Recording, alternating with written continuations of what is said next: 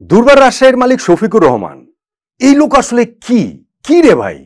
এই লোকের সাহস তো অবিশ্বাস্য, এই লোকের ধৃষ্টতা তো অকল্পনীয়, এই লোকের ঔদ্ধত্য সীমাহীন। ভদ্র ভাষায় বলছি আর কি, সহজ করে বলতে গেলে এই লোকের নোংরামি, এই লোকের ছেঁচড়ামির কোনো সীমা পরিসীমা নাই, কোনো তুলনা নাই। Bangladesh cricket board president Faruque আহমেদকে তিনি যে আসলে মোটেই পাত্তা দেন না, মোটেই গোনেন না, সেটা তো বিভিন্ন কর্মকাণ্ডে কত কিছুদিন স্পষ্ট হয়ে গেছে। গতকালকে ক্রীড়া উপদেষ্টা আসিফ মাহমুদের সঙ্গে তিনি কথা বলেছেন। আসিফ মাহমুদ মিডিয়াতে এসে বলছে যে দুর্বার রাজশাহীর মালিককে বলা হয়েছে তিনি যদি টাকা পয়সা না দিতে পারেন তাহলে তাকে আইনি প্রক্রিয়ার ভেতর দিয়ে যেতে হবে, ওইটা ফেস করতে হবে। অথচ আজকে আমরা জানতে পারছি যে দুর্বার রাজশাহীর ক্রিকেটারদের, আজকেই তো টাকা পয়সা দেওয়ার ডেট ছিল, তাদের বিপিএল শেষ, দুর্বার রাজশাহীর ক্রিকেটাররা টাকা পয়সা পাননি। দুর্বার রাজশাহীর 5 বিদেশি ক্রিকেটার তারা হোটেলে বন্দী হয়ে আছেন, তাদের দেশে ফেরার টিকিট পর্যন্ত নেই। এই অধ্যত্বের, এই ধৃষ্টতার, এই বেয়াদবির, এই ছেঁচড়ামির, এই নোংরামির কোনো সীমা পরিসীমা আছে? আমাকে বলেন তো দেখি। বাংলাদেশ ক্রিকেট বোর্ড এটা কার কাছে টিম দিয়েছে? এইটার সমাধানটাই বা আসলে কি? দেখুন, দুর্বার রাজশাহীকে নিয়ে কালকে যে প্রেস কনফারেন্সটা হচ্ছে, মিডিয়ার সঙ্গে কথা বলেছেন, সেইখানে আমাদের ক্রিকেট বোর্ড প্রেসিডেন্ট ফারুক ভাই তিনি বলেছেন যে এরকম একটা ফ্র্যাঞ্চাইজি থাকলে এই টুর্নামেন্টটা নষ্ট করে দেওয়ার জন্য যথেষ্ট, তার পেছনে ঘুরতে ঘুরতেই অবস্থা খারাপ, ক্রিকেটারদের টাকা দিচ্ছেন না। আসিফ মাহমুদ তিনিও বললেন, ক্রীড়া উপদেষ্টা ভাই, তাদের কথা তো একটা ভ্যালু আছে, একটা ওজন আছে। বললেন যে তার সঙ্গে কথা বলেছেন, মিটিং করেছেন, দেখা করেছেন, এবং মানে কালকে ওই বিসিবির ওইখানটাতেই খেলার সময়, এবং তাকে বলা হয়েছে যে টাকা পয়সা তাকে দিতেই হবে, তিনি যেহেতু টিম কিনেছেন, এবং সেইটা যদি না দেয় তাকে এই আইন আদালত এগুলা ফেস করতে হবে। অথচ তার কোনো হেলদোল নেই, তার কোনো খোঁজ নেই, তার কোনো আজকে পাত্তা নেই, তার ফোন বন্ধ। দুর্বার রাজশাহী টিম ম্যানেজমেন্টের কারোর সঙ্গে যোগাযোগ করা যাচ্ছে না।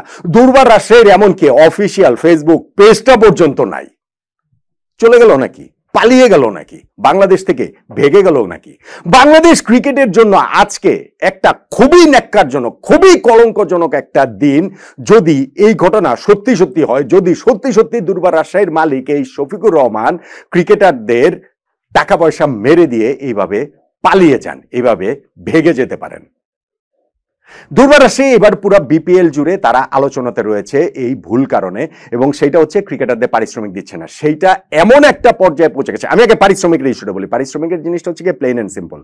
বাংলাদেশ ক্রিকেট বোর্ড থেকে যখন কেউ মালিকানা নেয় ফ্র্যাঞ্চাইজি ক্রিকেটের জন্য, এই বিপিএল এর জন্য, সেইটার নিয়ম হচ্ছে কি যে টুর্নামেন্ট শুরু হওয়ার আগে 50% টাকা দিয়ে দিতে হবে ক্রিকেটার টিম ম্যানেজমেন্ট সঙ্গে, 50%। আচ্ছা, টুর্নামেন্ট চলাকালীন সময় 25% টাকা দিতে হবে, এবং টুর্নামেন্ট শেষ হওয়ার পরে বাকি 25% টাকা দিতে হবে। এটা হচ্ছে 100%-এর হিসাব।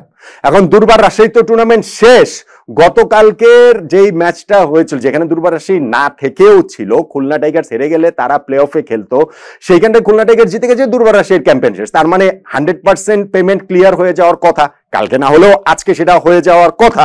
এবং আজকেই তো ডেটটা দেয়া হয়েছিল, দুর্বার রাজশাহীর মালিক পক্ষের থেকে তো বলা হয়েছিল যে এই 2রা ফেব্রুয়ারিতেই সকল টাকা পয়সা ক্লিয়ার করে দেয়া হবে। অথচ এখন আমরা জানতে পারছি যে দুর্বার রাজশাহীর যে 5 জন বিদেশি cricketer, Ryan Burl, Aftab Alam, Mohammad Haris, Miguel Cummins, এবং হচ্ছে গিয়ে ওইখান থেকে ওই যে মার্ক ডেয়াল, এই 5 জনের দেশে ফেরার টিকিটটা পর্যন্ত নাই। তার মধ্যে 1-2 জন হয়তো 25% মাত্র পেমেন্ট পেয়েছেন, বাকিরা কোনো টাকাই পাননি, দেশে ফেরার টিকিট পাননি। এখন তারা আসলে কি করবেন? তাদের দায়িত্বটা কে নেবে? বাংলাদেশের যেসব ক্রিকেটাররা রয়েছেন সেই ক্রিকেটাররাও কি পেমেন্ট পেয়েছেন? তারাও পেমেন্ট পাননি, তারাও এখন দাঁড়ে দাঁড়ে ঘুরছেন। এখন দাঁড় যে কোনটা সেটাও তো আসলে বোঝা যাচ্ছে না। কেননা এইখান থেকে তো তাদের কারোর সঙ্গে তো যোগাযোগ করা যাচ্ছে না। মালিকের এই শফিকুর রহমানের, তার তো হচ্ছে মানে শফিকুর রহমান যে দুর্বার রাজশাহীর মালিক, তিনি, তার তো ফোন বন্ধ, তাদের ফেসবুক পেজটা পর্যন্ত তারা ইচ্ছা করেই নাই করে রেখেছে, এটা তো আসলে বোঝাই যাচ্ছে। এবং এই টুর্নামেন্ট চলাকালীন সময় এই ঘটনাতে একবার দুইবার ঘটেনি, অনেকবারই এটা নিয়ে কথাবার্তা হচ্ছে। দুর্বার রাজশাহীর ক্রিকেটাররা তারা সবাই মিলে প্র্যাকটিস চট্টগ্রামে বয়কট করেছেন। আনপ্রেসিডেন্টেড বাংলাদেশের ক্রিকেট ইতিহাসে, বিপিএল এর যে এত বছরের ইতিহাসে এই ঘটনা কোনোদিন ঘটে নাই যে ভাই পেমেন্ট ইস্যুতে একটা দলের সব ক্রিকেটার মিলে তারা প্র্যাকটিস বয়কট করছেন। ঠিক আছে, টিম ম্যানেজমেন্ট থেকে তখন একটা ব্যাখ্যা ভুংভাগ একটা বুঝিয়ে দেওয়া হয়েছে যে না এটা হচ্ছে ক্রিকেটাররা তারা রেস্ট নিতে চেয়েছেন সেই কারণে আমরা প্র্যাকটিস করিনি, ফাইন। কিন্তু ওই যে পেমেন্ট না পাওয়ার কারণে বিদেশি ক্রিকেটার ছাড়া যে তাদের একদিন খেলতে হলো, বিদেশি ক্রিকেটার ছাড়া ম্যাচ খেলার কোনো নিয়ম নাই, সেইটা নিয়মের বাইরে গিয়ে বিপিএল গভর্নিং কাউন্সিল তথা বিসিবি তারা টুর্নামেন্টের বৃহত্তর স্বার্থে দুর্বার রাজশাহীকে বিদেশি ক্রিকেটার ছাড়াই খেলার অনুমতি দিয়েছে। কেন? কারণ দুর্বার রাজশাহীর ক্রিকেটাররা তারা মাঠে নামতে অস্বীকৃতি জানিয়েছে, তারা নিজেদের হোটেল রুমে গিয়ে দরজা বন্ধ করে বসেছিল, সেইখানে গিয়ে বিসিবি থেকে তাদের সঙ্গে যোগাযোগ করা হলো। তাসকিন আহমেদ প্রেস কনফারেন্সে বলেছেন যে তিনি কথা বলেছেন যে আসার জন্য, তারা বলছেন যে আমরা আসবো না, আমরা টাকা না পেলে আসবো না। এবং তারপরে তারা কিন্তু ওই ম্যাচ আসেইনি, এই ম্যাচ তারা কিন্তু খেলেইনি। এর পরবর্তীতে যেই ঘটনাটা হলো, তারপরে ম্যাচে আবার বিদেশি ক্রিকেটাররা খেলেছেন, মাঝখানে রাজশাহী কয়েকটা ম্যাচ জিতলো, তাতে করে প্লে অফে খেলার সম্ভাবনাটা তাদের উজ্জ্বল হলো। নিশ্চিতভাবেই দুর্বার রাজশাহীর মালিক পক্ষের তখন ধুকপুকানি আরো বেড়ে গিয়েছিল, যদি আমরা প্লে অফে খেলি তাহলে তো ক্রিকেটারদের, এই বিদেশি ক্রিকেটারদের এক্সট্রা টাকা দিতে হবে, ক্রিকেটারদের বোনাস, এর মধ্যে আবার বোনাস দেওয়ার কথা একদিন আবার ইন্টারভিউতে তিনি বলেছিলেন যে অফিসিয়াল ব্রডকাস্টারে, আমরা তো ম্যাচ জিতলে সবসময় বোনাস দেই, আমাদের তো সেই হিসাব তো রয়েছেই। অথচ নিশ্চিতভাবে যখন প্লে অফে ওঠার হিসাবটা আসলো, দুঃখনে বেড়ে গিয়েছিল যে এখন এই যে ক্রিকেটার মানে এক্সট্রা টাকা দিতে হবে, হোটেলের বাড়তি টাকা গুনতে হবে, টিএ দিয়ে টাকা দিতে হবে, টিএ দিয়ে টাকাও গত 2 সপ্তাহ ধরে ক্রিকেটাররা পাচ্ছেন না, নাকি এই বিদেশি ক্রিকেটাররা পাচ্ছেন না। এইরকম একটা অবস্থাতে 4-5 দিন আগে তারা যেটা করলো যে ক্রিকেটারদের সবাইকে হোটেল থেকে একরকম হচ্ছে গিয়ে বললো যে হোটেলে থাকার দরকার নেই, ঢাকায় যাদের বাসা আছে, মানে আমাদের ব্যাখ্যাটা ভেবে দেওয়া হয়েছে যে ঢাকায় যাদের বাসা আছে, যেহেতু খেলা নেই, গ্যাপ আছে, প্লে অফে উঠতে পারি না পারি, ক্রিকেটাররা যার যার বাসায় চলে যাবেন, যদি আবার খেলা হয় প্লে অফে যদি উঠে তাহলে আবার ক্রিকেটার আসবেন। বিদেশি ক্রিকেটাররা তার যার যার বাসা নাই, তারা তো হোটেলেই ছিলেন। এখন তাদের প্রতিশ্রুতি সবাইকে দেওয়া হয়েছিল এই 2 তারিখে চেকটা দেওয়া হবে, 2 তারিখে টাকা পয়সা দিয়ে দেওয়া হবে। কই সেটা তো দিলেন না, কই সেটা তো হলো না। ওই যে একদিন ক্রিকেটাররা এনামূলক বিজয়, তাসকিন সবাই মিলে ওই যে খাম সহ ছবি টবি দেখালেন, যে সেইটাও তো ভাই ন্যাক্কারজনক, সেইটাও তো ভাই লজ্জাজনক। ক্রিকেটাররা খেলছেন, তারা তাদের প্রাপ্য পারিশ্রমিকটা পাচ্ছেন, সেইটা খামসহ ছবি দেওয়াটা কত বড় অপমান, এটা কি আসলে বুঝতে পারেন? হ্যাঁ, এখন যার মানই নাই তিনি আসলে এটা কিভাবে বুঝতে পারেন? দুর্বার রাজশাহীর মালিকের সেই মান সম্মান বোধটুকু পর্যন্ত নেই, টাকা পয়সা কতটুকু আছে সেটা নিয়ে তো আমার সংশয় আছে। যে এইটা একটা টিম নিয়েছেন, সেই টিম চালাতে 10 কোটি 15 কোটি টাকা খরচ হবে, সেই টাকাটা তিনি দিতে পারবেন না, ক্রিকেটারদের টিএ দিয়ে টাকা দিতে পারবেন না, দেশে ফেরার বিমান টিকিট, বিদেশি টিকিট ক্রিকেটারদের দিতে পারবেন না। তাদের কারণে যে লজ্জার মধ্যে বাংলাদেশ ক্রিকেটটা পড়েছে সেইটা আর আসলে আমি বললাম আনপ্রেসিডেন্টেড, এইটা আগে কখনোই কখনোই এই জিনিসটা আসলে হয়নি। সো এখন এই জায়গাটা থেকে ভাই নো ম্যাটার হোয়াট, কালকে ক্রীড়া উপদেষ্টা যেই কথা বলেছেন, বিসিবি প্রেসিডেন্ট যেই কথা বলেছেন, তাদের কথা মেনে নিয়ে তাদের কথাকে বিশ্বাস করে বা তাদের ওই জায়গার স্ট্যান্ডটাকে বিশ্বাস করে আমি মনে করি যে দুর্বার রাজশাহীর মালিক পক্ষের সঙ্গে আর কোন রকম কথাবার্তা, আর কোন রকম যোগাযোগের কিছু নাই।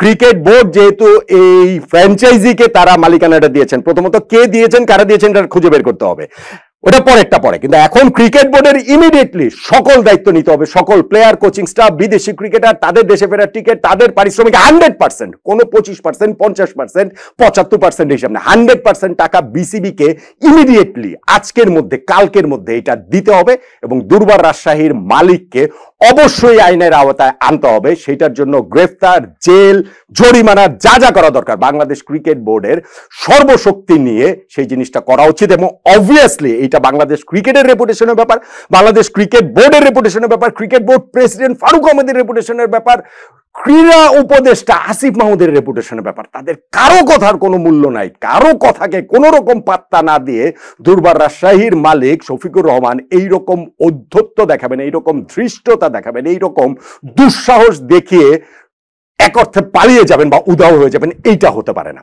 এইটা হতে পারে না। এই জায়গাটাতে বিসিবিকে এই মুহূর্তে স্টেপ নিতে হবে। সবার টাকা পয়সা, এই 10 কোটি 15 কোটি যেই টাকা লাগে, 5 কোটি 2 কোটি আমি জানি না, যেই টাকা পয়সা আছে সব চুক্তি অনুযায়ী সবাইকে, সকল ক্রিকেটার, দেশি বিদেশি টিম ম্যানেজমেন্ট প্রত্যেককে বুঝিয়ে দিতে হবে বাংলাদেশ ক্রিকেট বোর্ডের। এটা 1 নম্বর কাজ। এবং 2 নম্বর কাজ হচ্ছে গিয়ে, বা দুইটাই হচ্ছে গিয়ে 1.1 1.2 বলতে পারেন, দুর্বার রাজশাহীর এই মালিককে অবশ্যই আইনের আওতায় আনতে হবে। সেইটাতে বাংলাদেশ ক্রিকেট বোর্ড এবং ক্রীড়া মন্ত্রণালয়ের যা কিছু আছে, তাদের যত শক্তি আছে সকল শক্তি নিয়ে ঝাঁপ ঝাঁপিয়ে পড়তে হবে। শফিকুর রহমানের যদি কিছু না হয় তাহলে বুঝতে হবে যে বাংলাদেশ ক্রিকেট বোর্ড কিংবা ক্রীড়া মন্ত্রণালয়ের চেয়ে তার শক্তি বেশি, তার ক্ষমতা বেশি, তার ওই আজকের আচরণে এই উদাও হয়ে যাওয়াতে, ক্রিকেটারদের টাকা না দেওয়াতে সেইটাই প্রমাণ হবে।